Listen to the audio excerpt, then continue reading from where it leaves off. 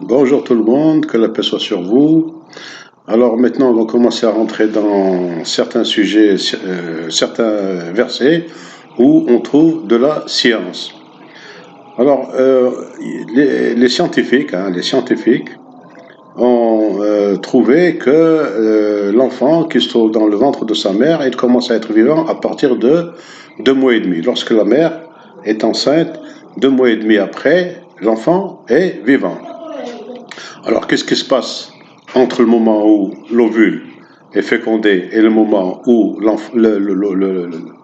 fœtus est vivant? C'est une plante. C'est pas encore un être vivant, mais c'est une plante.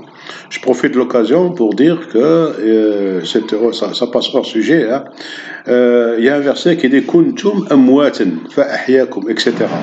Alors là, certains disent que kuntum amwatin, c'est-à-dire qu'on était dans le néant.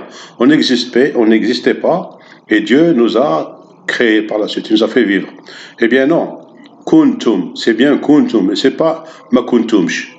Kuntum amwatin, c'est-à-dire vous existez, mais en tant que mort. Eh bien, c'est cette période-là, c'est entre la période où l'ovule est fécondé et la période où l'âme entre dans le fœtus, c'est-à-dire au moment où l'enfant devient vivant. C'est à ce moment-là que kuntum amwatim. On était existé, mais on était mort. On n'avait pas encore l'âme. C'est dans le ventre de sa mère. Kuntum amwatim fa ahyakum. Ensuite, Dieu a soufflé en nous l'âme au bout de 2 mois et demi, d'après les scientifiques, n'est-ce pas? Alors, les scientifiques donnent une période fixe, 2 mois et demi, pour toutes les femmes. Le Coran ne donne pas 2 mois et demi pour toutes les femmes. Alors, le Coran, lui, il donne des périodes variables et c'est beaucoup plus précis que ce que donnent les scientifiques. Parce que pour chaque femme, ce n'est pas le même temps, la même période où l'enfant va être en vie. Je vais donner un exemple assez simple. Si par exemple vous prenez un arbre, vous le plantez dans une terre, il va pousser d'une certaine manière. Si ce même arbre, vous le plantez dans une autre terre, il ne va pas pousser de la même manière. Donc c'est la même chose pour les femmes. Les femmes ne sont pas toutes pareilles. Aussi bien au niveau de la composition de je sais pas moi, comment l'enfant va naître, comment l'enfant va grandir, etc. Bon, alors on va passer tout de suite à ce que dit le Coran. Alors là, on est obligé d'aller vers les fameux 4 versets. Enfin, c'est les principaux, mais il y a d'autres versets qui confirment ces 4 versets au sujet de la période d'attente. Alors on avait vu que pour ce qui est de la période d'attente pour les femmes, pour les divorces, c'est 4 mois et 10 jours. Mais il y a d'autres périodes d'attente où le verset il dit 4 mois. 4 mois, il y a un autre verset qui dit 3 mois et un autre verset qui dit 3 menstrues. Il ne parle pas de mois, mais il parle en menstrues. Et celui qui parle de 3 mois, il ne parle pas de menstrues, il parle de mois. Et pour ce qui est des 4, bon alors je vais expliquer là. Alors pour 4 mois et 10 jours, on l'a expliqué déjà. Alors là, c'est valable pour toutes les femmes. En ce qui concerne le divorce, c'est 4 mois et 10 jours pour toutes les femmes à partir de la dernière relation sexuelle qu'elle a eue avec son mari. Et non pas à partir de ce qu'a prononcé son mari dans sa parole. Si par exemple, une femme a eu une relation sexuelle avec son mari le 1er mars et que son mari lui a dit divorce le 6 mars, alors elle compte 4 mois et 10 jours à partir du 1er mars et non pas à partir du 6 mars. Bon. Alors, je vais recommencer. J'ai perdu un peu le fil. Bon, je reprends. Alors, donc ça c'est pour les 4 mois et 10 jours. Bon, maintenant pour le verset qui parle de 4 mois. Alors là, il ne s'agit pas des femmes qui attendent 4 mois, il s'agit des hommes. Dans le verset, il est bien expliqué qu'il s'agit des hommes qui attendent 4 mois pour reprendre leur femme. Après 4 mois, c'est trop tard. Le divorce a commencé l'utérus a commencé à se déprogrammer. Donc, pendant la déprogrammation, c'est trop tard pour l'homme. Donc, il a le temps de 4 mois pour faire revenir sa femme. Elle n'est pas encore divorcée physiquement, peut-être oralement, mais là, s'il a donné sa parole, il va payer, il va faire pour sa parole, mais non pas un divorce physique. Alors, On l'a expliqué hein, au cours de la vidéo dernière, donc on ne va pas revenir dessus. Alors, pour ce qui est des trois menstrues, alors là, c'est là où c'est qu'on va trouver une science, là, on va trouver une science qui est donnée par le Coran. Alors, c'est pour les femmes elles, euh, elles calculent. Elles calculent, elles savent qu'elles vont avoir les règles, la prochaine règle, telle date. Alors, elles voient, elles n'ont pas les règles. Bon, ben, elles vont attendre les prochaines règles, c'est telle date. Elles vont attendre trois règles. Elles savent à peu près, hein, à partir de quand, elles vont attendre trois règles. Alors, ces trois règles, c'est pas pour savoir si elle est enceinte ou pas. Non. Elle peut savoir au bout d'un mois, hein, au bout de quelques semaines, elle peut savoir qu'elle est enceinte. Mais ces trois règles-là, elle attend pour savoir si l'enfant a commencé à être en vie ou pas. Alors, et je vais revenir là-dessus tout à l'heure.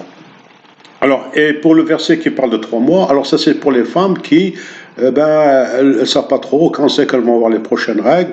Bon, elles savent qu'elles ont eu une relation sexuelle avec leur mari le 1er mars, donc elles vont compter 3 mois à partir du 1er mars. Hein. Donc ça fera mars, avril, mai. Donc si le 1er juin n'a toujours pas les règles, elles savent que ce jour-là, leur enfant est en vie. Il n'est pas encore sous forme de plante. Alors, pour quelle raison on a besoin de savoir ça?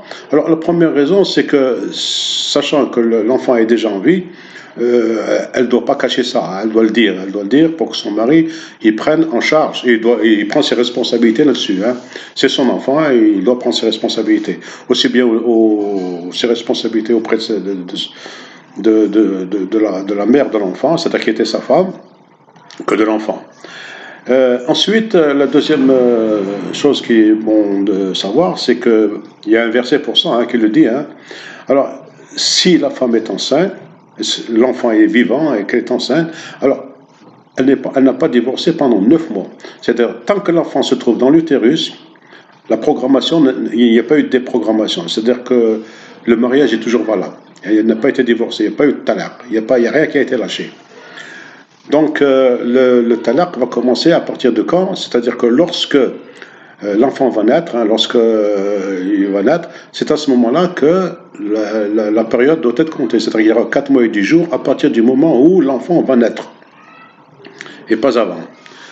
Voilà pourquoi il faut que la femme ne cache pas le fait que l'enfant est vivant. Mais tant qu'il n'est pas encore vivant, c'est-à-dire ça dépend des femmes, hein, pour les scientifiques, c'est 2 mois et demi. 2 mois et 15 jours. Mais pour le Coran, non, c'est pas 2 mois et 15 jours. Alors on va l'expliquer là. Alors pour le Coran, c'est beaucoup plus scientifique, hein. C'est beaucoup plus précis, pardon. Alors, et ça fait plus de 14 siècles que le Coran avait dit ça, que dans le verset du Coran, il expliquait ça. Et la science a trouvé ça il y a quelques décennies seulement. Hein. Bon, mais on va essayer d'être précis. Alors, on sait que les femmes n'ont pas tous les mêmes règles menstruelles, parce que ça concerne le verset qui parle des 3 menstrues. Alors, c'est là où c'est qu'on va trouver la science. Pourquoi 3 menstrues? Eh bien, les femmes n'ont pas tous le même temps, la même période de règles. Il y a des femmes qui ont des règles tous les 23 jours, il y en a tous les 25 jours, il y en a tous les 28 jours, etc. Et il y a des femmes qui ont un jour, ça a duré 23 jours, un autre jour c'était 25 jours, un autre jour c'est pas vraiment régulier, hein, c'est pas vraiment régulier pour toutes les femmes, et même pour une seule femme, les règles sont pas toujours vraiment régulières. Alors, comment faire? Comment faire les calculs? Alors, il faut chercher une moyenne. Pour chaque femme cherche sa propre moyenne, c'est-à-dire sur une année, hein, elle voit la moyenne que ça fait.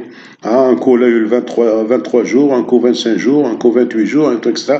Alors, elle fait l'addition de tous les jours pendant une année, elle divise par 12 et ça lui donne un nombre qui donne une moyenne. Alors maintenant, on va aller dans la science. Alors, on sait que l'ovule, lorsqu'il n'est pas fécondé, hein, lorsqu'il est... il va rester dans l'endomètre. Hein. L'endomètre, c'est cette muqueuse qui se trouve à l'intérieur de l'utérus. L'utérus lui-même, le muscle lui-même s'appelle le myomètre. Et la peau qui se trouve en dehors du myomètre, hein, c'est exactement comme le truc géométrique, hein, il s'appelle le périmètre. Chose que... Bon, mais ça... Hein. Alors, je disais quand l'ovule, 15 jours avant les règles, l'ovule s'ouvre pour être fécondé. Je dis bien 15 jours avant les règles, et ce n'est pas 15 jours après les règles. Alors, on ne le sait pas. On ne sait pas quand. Mais il faut savoir que c'est très important de savoir 15 jours avant les prochaines règles, l'ovule s'ouvre pour être fécondé. Alors, on sait aussi que le spermatozoïde, il peut rester en vie pendant 48 heures dans l'utérus. Alors, si à ce moment-là, il y a le spermatozoïde, au moment où l'ovule s'ouvre, le spermatozoïde est encore vivant, il va rentrer dans l'ovule et l'ovule va se fermer. Donc, à ce moment-là, il va y avoir l'ovule va être fécondé. Donc, on va prendre deux extrêmes. Hein. On va prendre au cas où la femme, sa moyenne de période menstruelle, c'est 30 jours. Hein, pendant 30 jours, c'est tous les 30 jours, là, ses règles. Et on va prendre l'autre extrême, c'est au cas où la femme, elle a tous les 20 jours. Ces périodes menstruelles, c'est tous les 20 jours, une moyenne. Hein. On va prendre les deux extrêmes. Alors, comment on va calculer? Alors, pour celle qui a 30 jours, comment on va lui calculer? Eh bien, on va lui calculer. Alors, on sait que c'est 15 jours. On va prendre donc 15 jours, hein, c'est-à-dire que si l'ovule est fécondé, hein, 15 jours avant qu'elle ait ses règles, donc ça sera 15 jours, ça. Première règle, ça aurait dû être dans 15 jours. Les deuxièmes règles, ça sera dans 30 jours. Et les troisième règle, ça sera dans 30 jours également. Ça ferait donc 30 jours, ça ferait donc 30 jours, plus 30 jours, plus 15 jours, ça fait 75 jours. Donc pour cette femme-là, ça sera, son enfant sera en vie dans 75 jours, exactement comme les scientifiques ont dit, c'est-à-dire 2 mois et demi. Et pour la femme qui, elle, a des menstrues tous les 20 jours, hein, c'est une moyenne, hein, on a pris. Hein. Mais ça peut être pour 25 jours, ça peut être pour 24 jours. Le calcul est le même. Ça sera 15 jours, plus 20 jours, plus 20 jours. 3 menstrues. Au total, ça fait 55 jours. Donc, pour cette femme-là, son enfant sera en vie après 55 jours d'être enceinte, hein, du moment où l'ovule a été fécondé. Donc, on voit bien qu'ici, dans le Coran, c'est beaucoup plus précis parce qu'il prend en considération chaque femme à part. Hein, c'est pas pour tout le monde 2 mois et demi. C'est chaque femme en fonction de ce qu'elle a comme règle. Bon, je suis en train de parler en morse là. Hein, bon, alors on va passer à un autre sujet, hein, toujours dans la même chose. Et l'avortement, est-ce que c'est autorisé ou interdit dans l'islam? Alors, on sait que l'enfant est vivant après une certaine période qui est dit dans l'islam, mais une certaine période qui est dit par les scientifiques. Hein. Alors, dès que l'enfant est vivant, s'il y a avortement, ben, il y a meurtre, il y a assassinat. Et si l'enfant n'est pas vivant, n'est pas encore vivant, n'a pas encore eu l'âme, lorsque le Dieu n'a pas encore insufflé son esprit dans ce petit être. Alors, c'est encore une plante, hein, c'est pas encore un être humain. Est-ce que c'est interdit ou pas? Alors, les scientifiques pensent que non, mais la religion pense que oui. Alors, parce qu'il y a, je sais pas si c'est un verset, j'ai pas fait attention là-dessus, hein, ou si c'est un hadith, j'en sais rien. En tout cas, je l'ai entendu. J'ai entendu le hadith ou le verset, la taqta'u silat al-rahim. La taqta'u silat al-rahim. Ne coupez pas l'endomètre de l'utérus. C'est ça la vérité. Ça ne veut pas dire ne coupez pas les relations familiales. Parce que la famille, ça s'appelle l'al. Et couper, ça veut dire l'alaqa ahliya. Mais là, c'est la taqta'u sila. Sila. L'endomètre. La peau, la muqueuse qui se trouve à l'intérieur de l'utérus. La taqta'u silat rahim. Rahim, c'est l'utérus. Donc, ce qui veut dire qu'il ne faut pas faire de curtage. Ben, mais je ne sais pas si c'est un verset du Coran, j'ai pas fait attention là-dessus, ou si c'est un hadith, je ne sais pas. Mais en tout cas, si ça s'avère exact, c'est-à-dire qu'il est interdit de faire un curetage, sauf en cas de maladie, bien entendu. Hein, si c'est pour soigner la mère, c'est normal. Mais sinon, comme ça, non, on ne peut pas. Alors, bon, je ne sais pas si j'ai oublié quelque chose. Ben, on verra dans une autre vidéo une science très importante également.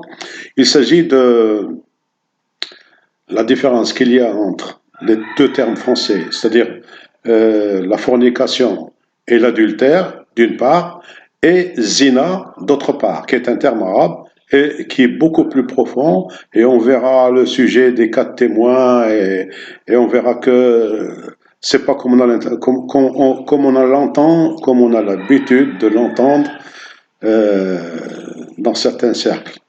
Bon, alors, je m'arrête là, hein.